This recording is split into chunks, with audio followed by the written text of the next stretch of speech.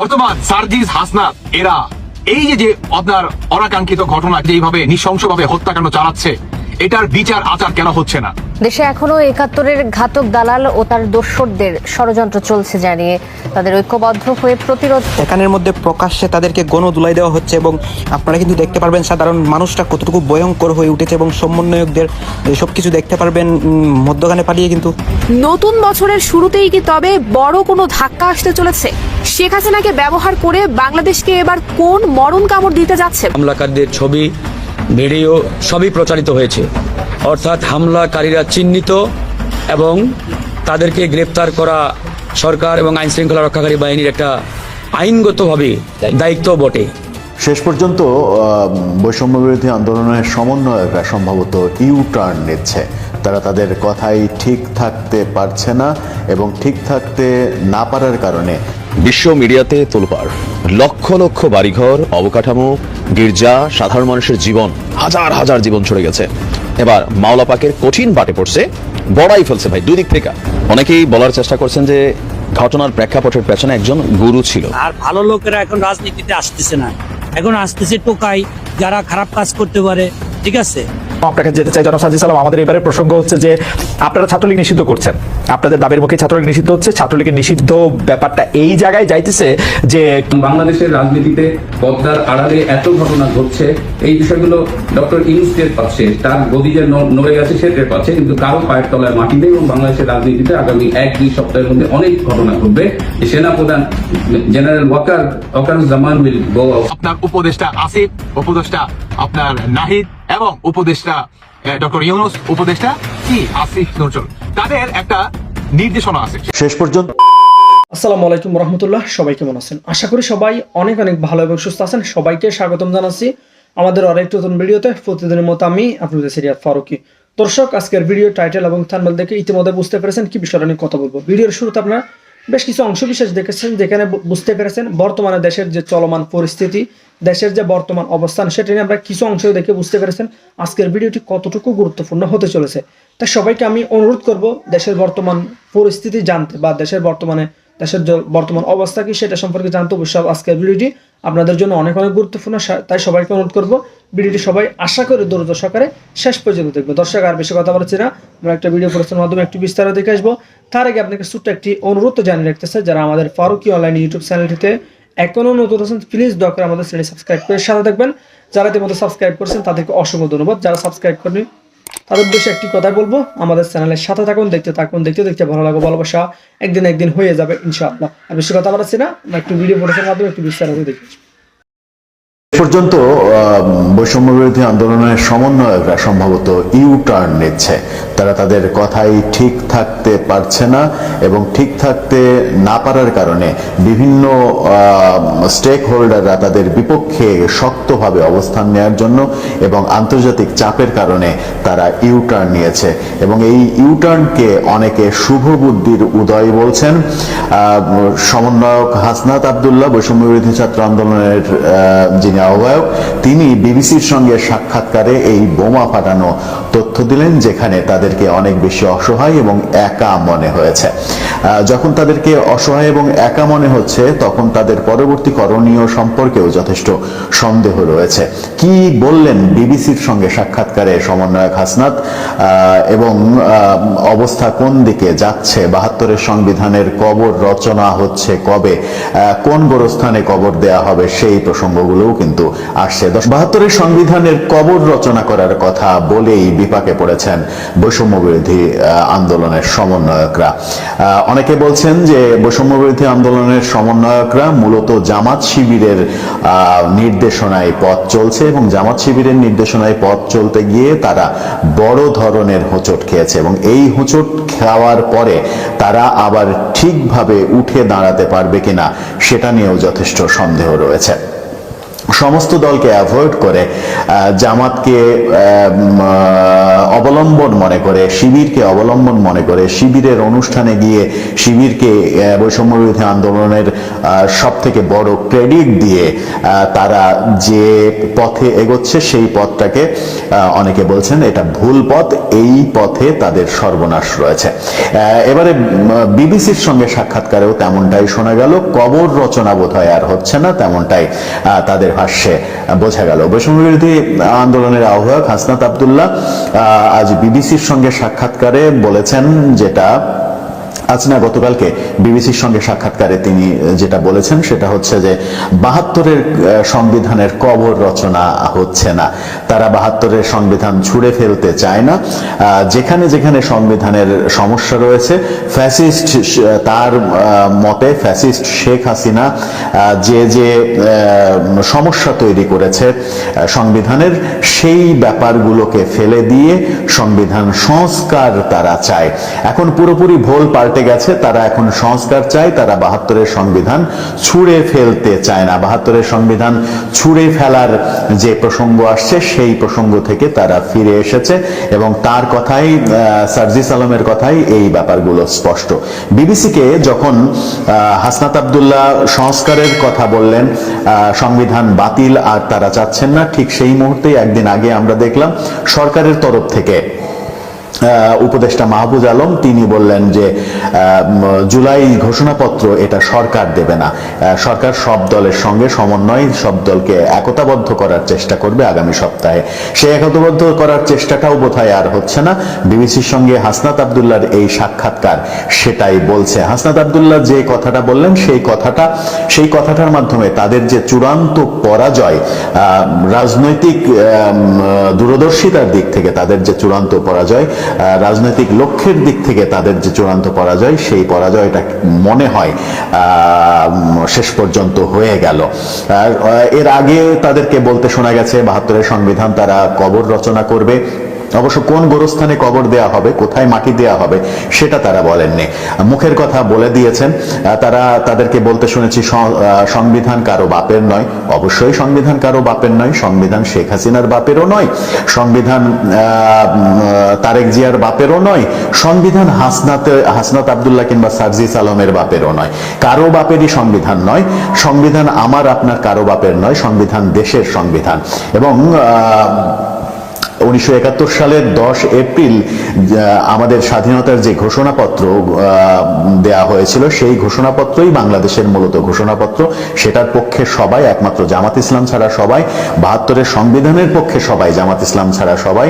ঠিক সেই মুহূর্তে একা হয়ে যখন পড়ছে, যখন তারা নিশ্চিত যে সরকারও এই ব্যাপারে কোনো কাজ করতে পারবে না, আমেরিকার চাপ স্পষ্ট হয়েছে, আমেরিকা স্পষ্টভাবে বলে দিয়েছে এগুলো করা যাবে না, এগুলো করলে সরকারে আপনারা থাকতে পারবেন না, আপনাদেরকে পদত্যাগ করতে হবে। এই ভাষ্যগুলো যখন স্পষ্ট হয়েছে, ভারত যখন চূড়ান্তভাবে বর্তমান সরকার এবং সমন্বয়কদের বিরুদ্ধে নানা রকমের লবিং করছে, ঠিক সেই সময় সমন্বয়কদের আহ্বায়ককে অসহায় মনে হলো বিবিসির সঙ্গে সাক্ষাৎকারে।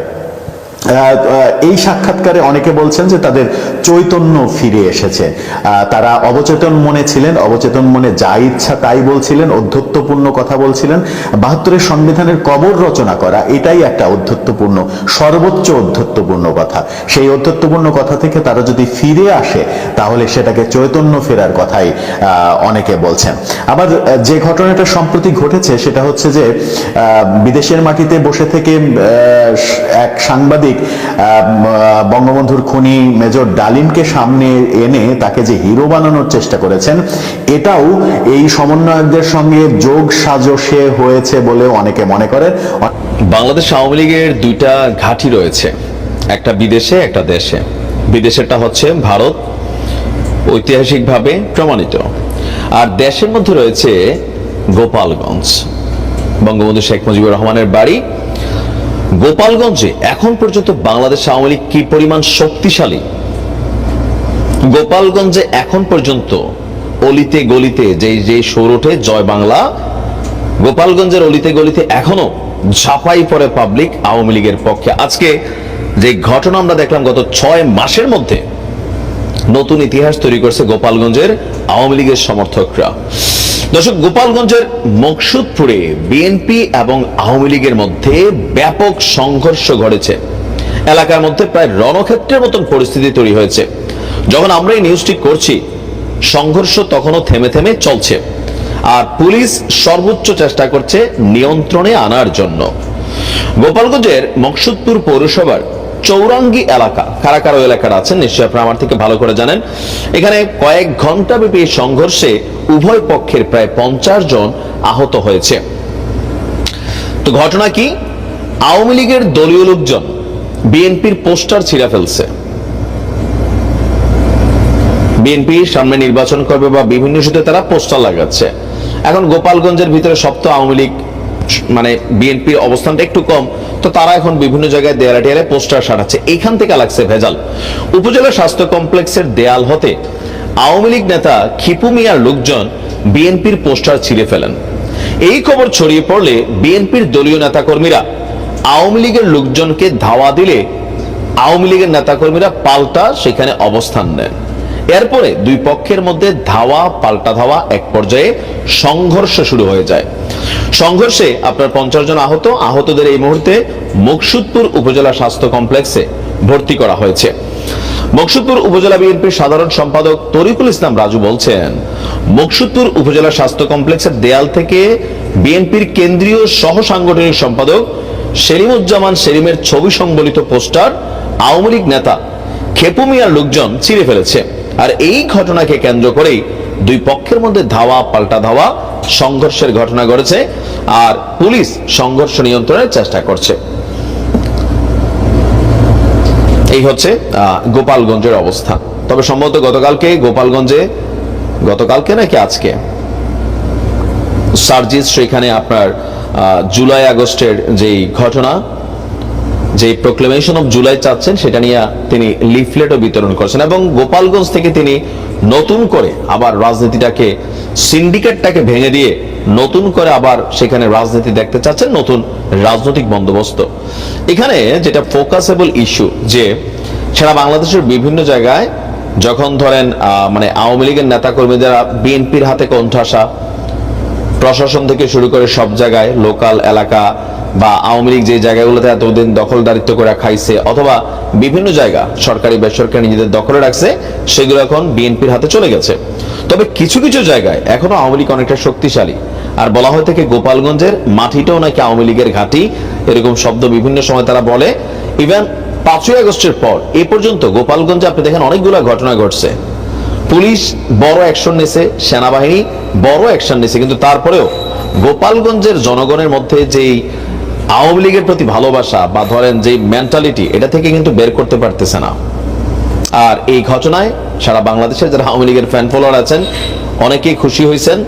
তবে আমি এখানে মনে করি খুশির চেয়ে যেটা হচ্ছে যে এই ঘটনাগুলো আওয়ামী লীগের জন্য এই মুহূর্তে যারা অপরাধী না, অথবা বিভিন্ন কারণে আওয়ামী লীগকে পছন্দ করেন, দল করছেন, তারা কিন্তু ঝামেলায় পড়বেন। ইভেন যে আলোচনা চলছে সেখানে হয়তো এগুলোকে ইস্যু করার সুযোগ পাবে। ঘটনার সত্যতা যদি এটাই হয়ে থাকে যে আওয়ামী লীগ নিজেকে বিএনপির পোস্টার ছিঁড়ছে, এই ধরনের মেন্টালিটি থেকে বের হয়ে আসতে হবে। আবার কিছু কিছু জায়গায় আছে, ওই যে ছাত্রলীগের একজন ছেলে কলেজে এসে ছাত্রলীগ করছে, পরীক্ষা দিতে গেছে, তার বিএনপির তারা পাইয়া কামারতেছে, এরকম ক্ষেত্রে পাল্টা রিয়েকশন জরুরি, কারণ এটা তো অন্যায়। একজন মানুষ এলাকার মধ্যে আওয়ামী লীগ করছে, সে ব্যবসা করে, ভালো মানুষ, আওয়ামী লীগকে সাপোর্ট করছে, তার ব্যবসায় গিয়ে হাত দেওয়া, এরকম কিছু কিছু জায়গায় যেখানে ঘটে সেইখানে প্রতিহত করাটাও জরুরি। তবে প্রশাসনিকভাবে হতে পারে, কিন্তু সংঘর্ষের মাধ্যমে না।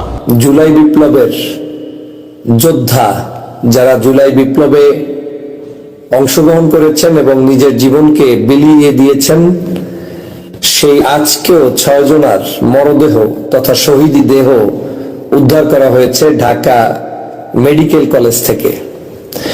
আমরা আছি কামড়াকামড়িতে ব্যস্ত, আমরা আছি ক্ষমতা দ্বন্দ্ব, কে কিভাবে নির্বাচন করব, কোন আসনে কে কিভাবে যাব, বাংলাদেশে কোন দল শক্তিশালী, কোন দল বড়, কোন দল ছোট, ছাত্ররা দল করবে না বড় দলরা ক্ষমতায় যাবে না ছোট দল ক্ষমতায় যাবে, নানা সমীকরণ নিয়ে আমরা ব্যস্ত।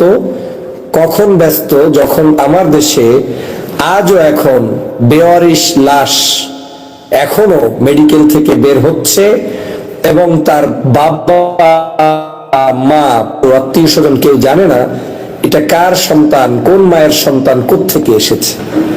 ধিক্কার জানাই আমাদের এই সমাজ ব্যবস্থাকে, ধিক্কার জানাই আমাদের এই পলিসিকে, যে আজ আমি খুবই ব্যথিত হয়েছি যে বেওয়ারিশ লাশ, যার কোনো হিসাব নাই, যার কোনো তালিকা নাই, যার কোনো বাপ মা নাই, যার এখন পর্যন্ত কোনো জানারও অধিকার নাই যে কয়ে মারা গিয়েছে, কোথায় গিয়েছে, কিভাবে গিয়েছে।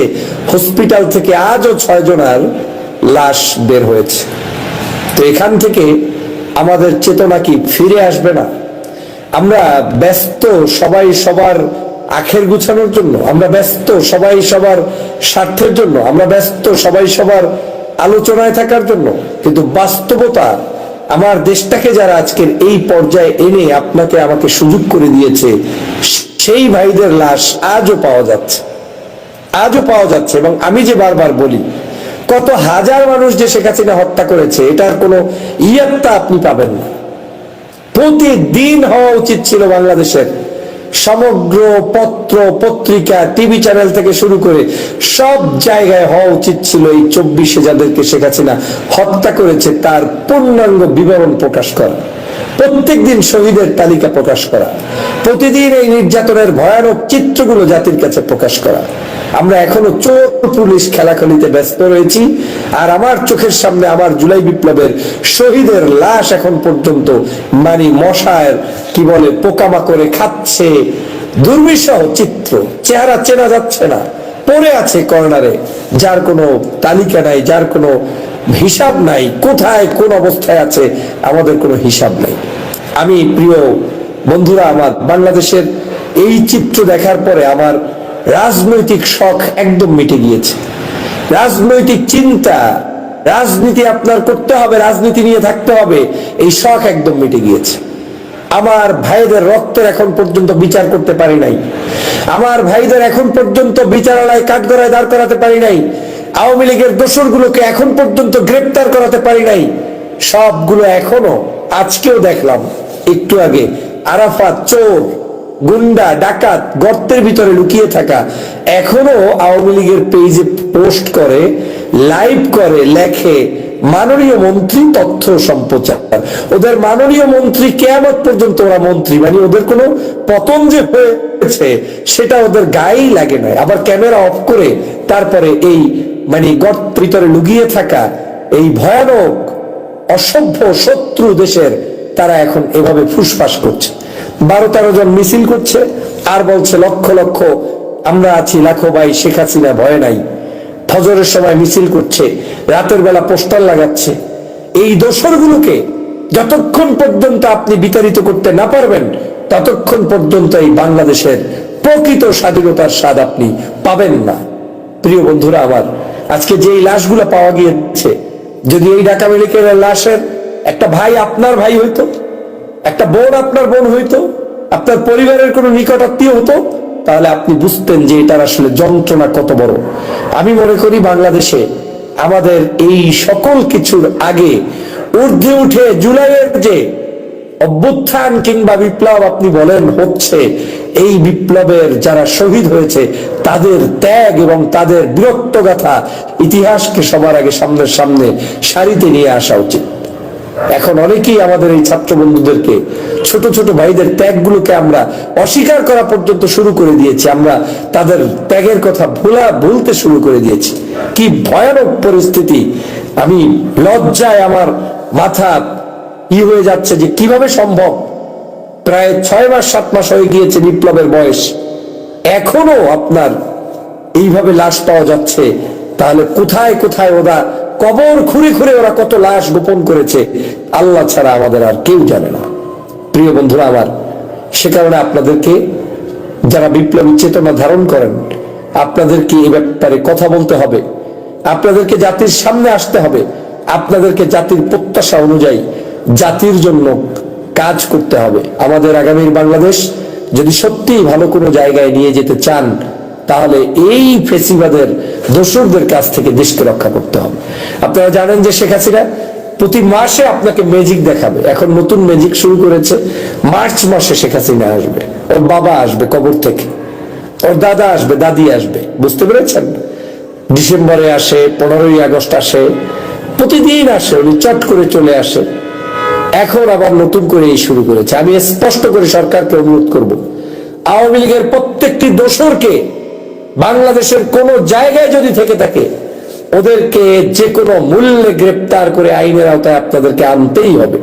যদি আপনারা ওদেরকে ছেড়ে দিয়ে তারপরে আপনি বাংলাদেশের শান্তি কামনা করেন, কোনোদিন সম্ভব নয়। বাংলাদেশে আপনি বিতর্ক করেন নতুন নতুন সাবজেক্ট, অথচ হাসিনার আমলের বিতর্কই ভুলে গিয়েছেন। আপনি আছেন এখন যুদ্ধ অপরাধী নিয়ে, আপনি আছেন এখন শেখ হাসিনার শিখানো স্বাধীনতার ইতিহাস নিয়ে ব্যস্ত। ওদিকে শেখ হাসিনা এইটাই চাইছে, ভারত এইটাই চায় যে তোরা আবার ওইগুলো নিয়ে বসে থাকবি, আর মাঝখানে শেখ হাসিনাকে পুত পবিত্র করে আপনার কাছে উপস্থাপন করার জন্য তারা নিয়ে আসার প্ল্যান নিয়ে বসে আছে। আর বসে আছে বিদায়ী এই জামাত বিএনপির দ্বন্দ্ব লাগিয়ে দেওয়ার জন্য বসে আছে একটি গ্রুপ। আপনার কাছে মনে হতে পারে খুব সহজ, না, this is their big plan. আপনি জামাত ইসলাম করেন, আপনি বিএনপি করেন, আপনি অমুক দল করেন, এখন আপনার জনসভার সাবজেক্ট কি হয়েছে? সাবজেক্ট হয়েছে হয় বিএনপি, নয় জামাত, হয় স্বাধীনতা যুদ্ধ, নয় মুক্তিযুদ্ধ বিরোধী, মুক্তিযুদ্ধের পক্ষের। এই সাবজেক্টটাই আপনাকে ধরিয়ে দিয়েছে ভারত। আওয়ামী লীগ আপনাকে এই জন্যই তারা এখন নকটা কাচ্ছে যে আমি যে মাঝখানে খুন কইরা, চুরি কইরা, ডাকাতি কইরা পালাইয়া বের হইয়া আসলাম, আমাকে নিয়ে ওরা আর ব্যস্ত নাই। এই মহা ব্যস্ত আপনারা, আমরা, আমি সহ, আপনি সহ সবাই ব্যস্ত কি নিয়ে? আমাদেরকে নিয়ে। কিন্তু হাসিনা মাঝখানে খুব আরাম এসে তার জীবনযাপন করছেন, এবং মাঝখানে এই যে গণহত্যার একটি ঐতিহাসিক ভাবে সত্য প্রমাণিত হওয়া, যে একেবারে জলজন্ত মানুষগুলোকে মেরেছে, তারপরে তাদেরকে গুম করেছে, খুন করেছে, কবরস্থ করেছে, বেওয়ারিশ লাশ হিসেবে দাফন করেছে। আর এই যে আজকেও 6টা লাশ পাওয়া গেল, এই ইতিহাসগুলো যাতে আপনার কাছে না থাকে সেজন্য এই মহাপরিকল্পনা আওয়ামী লীগ নিয়ে মাঠে নেমেছে। প্রিয় বন্ধুরা আমার, অতএব আমাদের কি করণীয়? লাশ, এই লাশের সারি যা তারা করে গিয়েছে সেটা তো আর কোনোদিন আপনি ফেরত আনতে পারবেন না, কিন্তু এই লাশের সাথে অন্তত, এই শহীদদের সাথে অন্তত বেইমানি না হয়, সেজন্য আমাদের কিছু কাজ করতে হবে। আমাদেরকে প্রতিদিন, প্রতি মুহূর্ত এখন আমাদের টার্গেটের বস্তু বানাতে হবে শুধু আওয়ামী লীগ আর শুধু শেখ হাসিনা। এর বিকল্প আর কোনো পথ নাই। এর বিকল্প যাই করবেন সবকিছুই আপনার ধ্বংসের জন্য হবে। অতএব যারা বুদ্ধিমান, যারা সত্যিকারই ভালো মানুষ, যারা সত্যিকারের দেশপ্রেমিক, তাদের এখন কাজ একটাই হবে, সেটা হচ্ছে শেখ হাসিনা যত অপরাধ করেছে, শেখ হাসিনার আমলে যত জুলুম হয়েছে, শেখ হাসিনা যত খুন করেছে, গুম করেছে, তার প্রত্যেকটি চিত্র আপনি, আমি, আমরা সবাই মিলে জাতির কাছে উপস্থাপন করব। আর আমাদের মধ্যে শব্দ চয়নে, বক্তব্যে, আলোচনায় আমরা আমাদের কেন্দ্রিক আলোচনা এখন না করলেও কোনো ক্ষতি নাই, কারণ আপনার এটা ফরজ না। ফরজ হচ্ছে এই ফ্যাসিবাদের হাত থেকে বাংলার মানুষকে রক্ষা করা, ওদের সকল ষড়যন্ত্র জাতির কাছে উপস্থাপন করা। অতএব আমরা সেই দিকে ধাবিত হব। আজকে যে ভাইদেরকে এরকম বেওয়ারিশ পাওয়া গিয়েছে, আমি ব্যথিত হয়েছি বিদায় সংক্ষিপ্ত লাইভে উপস্থিত হয়েছি। আল্লাহ পাক তাদেরকে জান্নাতুল ফেরদাউস নসিব করুক, তার পরিবারের কাছে এই লাশগুলো যেতে পারে সেই ব্যবস্থা হয়ে যাক। অর্থাৎ হামলাকারীরা চিহ্নিত এবং তাদেরকে গ্রেপ্তার করা সরকার এবং আইন শৃঙ্খলা রক্ষাকারী বাহিনীর একটা আইনগতভাবে দায়িত্ব বটে। কিন্তু আমরা অত্যন্ত ব্যথিত এবং লজ্জিত যে খুনি হাসিনার শাসন আমলে আমরা 21 বার হামলার শিকার হয়েছি, কিন্তু একটা হামলারও বিচার হাসিনার আমলে পাই নাই। কিন্তু এই বিপ্লব পরবর্তী স্বাধীন বাংলাদেশে আমরা প্রত্যাশাই রাখি না, আশাই রাখি না যে আমাদের উপরে আক্রমণ হবে, অ্যাটাক হবে, আমরা নির্যাতনের শিকার হব। তারপরেও যেহেতু এরকম একটি সন্ত্রাসী আক্রমণ চালানো হয়েছে আমার উপরে, এই হামলার অতি দ্রুত বিচার হবে এটা আমরা আশা করেছিলাম। কিন্তু এখানেও যে নাটকীয়তা, সরকারের আইন শৃঙ্খলা বাহিনীর যে নীরবতা এবং তাদের যে নানামুখী ষড়যন্ত্রের গন্ধ আমরা বিগত কয়েকদিন ধরে দেখতে পাচ্ছি, তাহলে আজকে আমরা বলতে বাধ্য হচ্ছি যে আওয়ামী লীগের যে কালচার, আওয়ামী লীগের যে সংস্কৃতি ছিল, আর বর্তমানে ডক্টর মোহাম্মদ ইউনূসের সরকারের আমলের এই যে কালচার, সংস্কৃতির মধ্যে তফাৎটা কোথায়? 2000 ছাত্র জনতা জীবন দিয়েছে এই কারণে নয় যে ফারুক হাসানের পা আপনারা হামলা চালিয়ে ভেঙে দিবেন। তার কপালে ছুরি দিয়ে আপনারা এখানে 2 ইঞ্চি ক্ষত করবেন, হত্যা করার উদ্দেশ্য, তাকে হত্যার উদ্দেশ্যে তাকে আপনি বা আপনারা মানে হামলা চালাবেন তার উপরে। এই জন্য 2000 ছাত্র জনতা জীবন দেয় নাই, লাখ লাখ ছাত্র জনতা হাসপাতালের বেডে কাতরাচ্ছে, বিভিন্ন জায়গায় কাতরাচ্ছে। এরকম বাংলাদেশ দেখার জন্য নয়। আজকে আমরা ধিক্কার জানাই যে কিভাবে এই খুনিরা 6 ঘন্টার মধ্যে জামিন পায়। 2 জন আক্রমণকারীকে পুলিশ গ্রেপ্তার করেছিল, তাও আমাদের চাপে।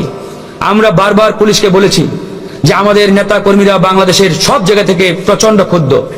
ঢাকার নেতা কর্মীরা ক্ষুব্ধ, তারা আমার সিগন্যাল চাই, আমাদের সিগন্যাল চাই। তারা বারবার বলে ভাই আপনারা সিগন্যাল দেন, এই হামলাকারীরা যে জায়গায় আছে সেখান থেকে তুলে এনে তাদেরকে আমরা যা ইচ্ছা তাই করব। আমরা স্পষ্ট করে বলেছি আইন হাতে তুলে নেওয়া যাবে না। আমরা আইনের প্রতি শ্রদ্ধাশীল, আমরা আইনের প্রতি আস্থা রাখতে চাই, কিন্তু তারা আমাদের সেই আইনের প্রতি আস্থার যে জায়গাটা এটা রাখতে দেয় নাই। লোক দেখানো গ্রেপ্তার করার পরে কারাগারেও যেতে হয় নাই, কোর্টের মধ্যে যাওয়ার আগেই জামিন হয়ে যায়। মানে আমরা ঠিক একই ঘটনাগুলো দেখেছি হাসিনার আমলে। ছাত্রলীগের সন্ত্রাসীরা আমাদের উপরে আক্রমণ করত, এরপরে প্রেস ব্রিফিং এসে মিডিয়ার সামনে বলতো যে ওরা নিজেরাই ধাক্কাধাক্কি করে আহত হয়েছে। তারপরেও লোক দেখানো যদি পুলিশ 2-1 জনকে গ্রেপ্তার করতো, একদিক দিয়ে তারা ঢুকতো, আরেক দিক দিয়ে ফুলের মালা নিয়ে বের হইতো। ঠিক একই ভাবে আমরা দেখেছি এই খুনিরা কারাগার থেকে, কারাগারে তো যায় নাই, মানে ওই আদালত থেকে বের হয়ে তাদের গলায় ফুলের মালা আর ওই দুধ দিয়ে তাদেরকে গোসল করানো হয়েছে। মানে এই বিপ্লব পরবর্তী বাংলাদেশে এর চাইতে জঘন্য লজ্জার ঘটনা আছে বলে আমার মনে হয় না। অত্যন্ত লজ্জার। আমি জানি না ডক্টর মোহাম্মদ ইউনূস স্যার লজ্জা পেয়েছেন কিনা, কিন্তু আমরা লজ্জা পেয়েছি। আমরা এই বিশ্ব বরেণ্য বাংলাদেশের একমাত্র নোবেল বিজয়ী ডক্টর মোহাম্মদ ইউনূস স্যারকে প্রধান চেয়ারে বসিয়েছিলাম। আমাদের আশা ছিল তিনি ন্যায় বিচার প্রতিষ্ঠা করবেন, তার মাধ্যমে বিচার বিভাগ স্বাধীন হবে, বাংলাদেশের মানুষ ন্যায় বিচার পাবে, এটাই ছিল আমাদের প্রত্যাশা। কিন্তু তিনি চেয়ারে বসার পরেও আমরা যে ধরনের ঘটনাগুলো দেখতে পাচ্ছি, আসলে আমাদের বলতে এখন আমরা বাধ্য হচ্ছি doctor Mohammad Yunus sir, you are not fit for Bangladesh. বাধ্য হচ্ছি। আমরা এই বিপ্লবের অন্যতম সম্মুখ সারির যোদ্ধা, আমরা এই বিপ্লবে নেতৃত্ব দিয়েছি, আমরা এই বিপ্লব ঘটিয়েছি। এখানে সব রাজনৈতিক দল, কৃষক, শ্রমিক, ছাত্র জনতা সবাই অংশগ্রহণ করেছে। আমরা হামলা মামলার শিকার হয়েছি, জেলে গেছি, রিমান্ডে গেছি। আমরা সবাই সম্মিলিতভাবে বিপ্লব ঘটিয়েছি এবং বিপ্লব ঘটার পরে এই বাংলাদেশে আমাদের উপরে আক্রমণ হবে, আমাদেরকে আহত করবে, আমাদেরকে মার্ডার করবে। তাহলে এই বাংলাদেশ আমরা কেন ফ্যাসিবাদ মুক্ত করলাম বলেন? কেন আমরা এই বাংলাদেশকে নতুন করে গড়ে তোলার স্বপ্ন দেখলাম? আজকে মিডিয়ার ভাইরা এখানে আছেন, আপনারা একটা জিনিস বিগত দিনে দেখেছি ভুলভাবে উত্থাপন করেছেন। এই সন্ত্রাসী হামলাকারীদেরকে আপনারা ছাত্র এবং আহত পরিচয় দিয়েছেন। প্লিজ আপনাদের অনুরোধ, এরা কেউ হামলাকারী ছাত্রও নন, আহত নন, এদের একটাই পরিচয়, এরা সন্ত্রাসী। এরা স্রেফ সন্ত্রাসী, এবং এই সন্ত্রাসীদেরকে রাষ্ট্রীয় পৃষ্ঠপোষকতায় জামিনের ব্যবস্থা করা হয়েছে, জামিন দিয়েছে। তা না হলে জামিন অযোগ্য ধারায় মামলা হওয়া সত্ত্বেও কিভাবে 6 ঘন্টার মধ্যে জামিন পাই? তাহলে এখানে যে জজ সাহেব জামিন দিয়েছেন তিনি অসহায়। আমরা হাসিনার আমলে শুনেছি এবং বিচারকরাও বলেছেন যে মামলাগুলোর রায় গণভবনে লেখা হতো, গণভবন থেকে মামলার রায় রেখে কোর্টে পাঠানো হতো, জজ সাহেব শুধু এজলাসে উঠে ওই এজলাসে উঠে পড়ে শোনাতেন। সব মামলার রায় গণভবন থেকে আসতো। তাহলে কি আমরা প্রশ্ন রাখতে পারি আজকে যে আমাদের এই সন্ত্রাসী হামলার রায়ও ওই যমুনা থেকে লেখা হয়েছে এবং যমুনা থেকে সেই রায় লিখিয়ে আদালতে পাঠানো হয়েছে? এই প্রশ্ন আমি আজকে সাংবাদিক বন্ধুদের মাধ্যমে আমি জনগণের কাছে রাখতে চাই।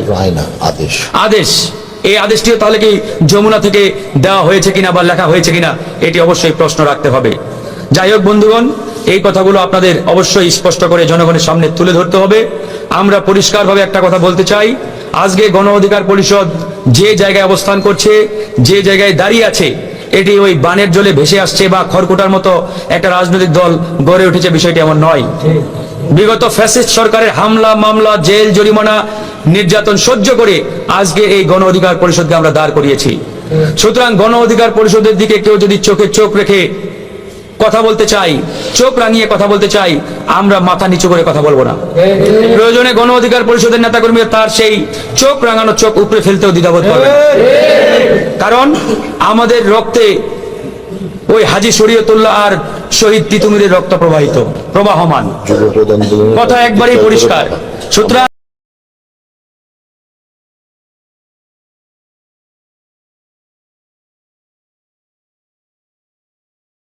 তো প্রিয় দর্শক, এই বিষয়টি আপনার মতামত জানাবেন কমেন্ট সেকশনে। আর আমাদের চ্যানেলটিতে এখন নতুন থাকলে অবশ্যই চ্যানেলটি সাবস্ক্রাইব করে সাথে থাকবেন। আর কে কোথা থেকে আজকের ভিডিওটি দেখেছেন অবশ্যই দ্রুত কমেন্টে জানিয়ে ফেলুন। ধন্যবাদ সবাইকে। আল্লাহ।